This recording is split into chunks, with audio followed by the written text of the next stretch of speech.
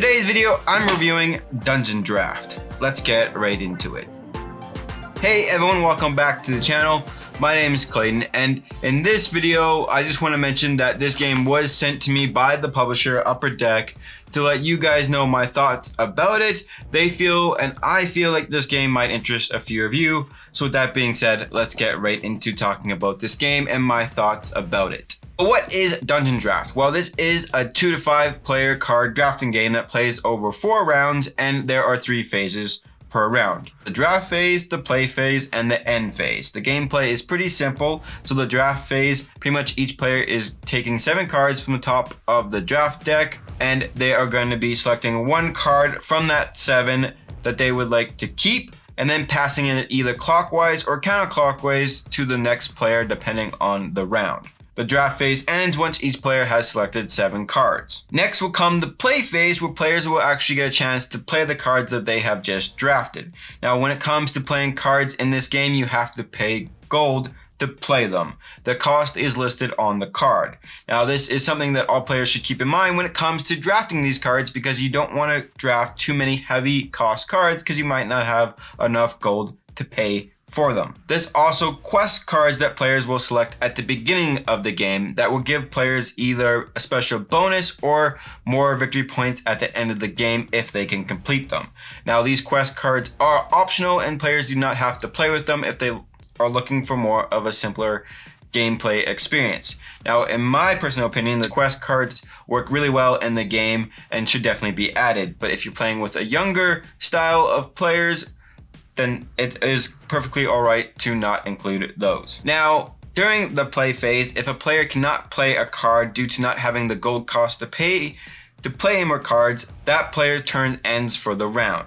Play will continue until everyone can no longer play cards or have played all the cards in their hand. Once that happens, the game moves into the end phase, where players will now collect new gold. Now, at the end of every single round, players will always gain 5 gold, plus any gold abilities on cards that they have played. There's also monsters, which I'll quickly talk about right now. In order to play a monster, you must be able to defeat that monster by having cards down in your play area that have the same amount or more attack icons than the monster's health. Once you defeat a monster, it just simply goes into the discard pile and you gain the bonus of that monster. Some monsters allow you to gain gold that you can use later in the round or save it till the next round. Some might give you some special bonus ability, or some might even give you victory points. So that's something to consider when you're drafting monsters during the draft phase. Alright, now let's talk about the cards in the game. Honestly, this game has tons of different variety when it comes to the cards. All of them have very unique abilities that could possibly chain together. Every time I play this game, I always find a new combo to chain with another card that I have not played before, or if I have played this card, I haven't quite chained it in the same way that I did before, which makes this game a blast to play and gives this game a lot of variety when it comes to playing a card drafting game, which I think is a bonus in my book. Now, what are my overall thoughts about this game? Well, with this being a simple card drafting game, this is definitely gonna be a fun time if you love card drafting games, in my personal opinion. There's honestly not a lot of take that to the game, meaning you can't really stop anyone from playing cards. You really just have to look to see what kind of engine they're building with the cards that they're playing. Are they playing a bunch of attack cards so they can defeat monsters? And the way to stop them, that means, is that you gotta draft the monsters instead of them so you can get the bonuses if you have enough attack to defeat the monster. Or there's players that could build a really good gold engine and get a lot of gold each round. You might want to stop them by taking cards in the draft phase that would give them even more gold. I will also mention the theme of this game is very generic. It's just a generic fantasy game, not much to it.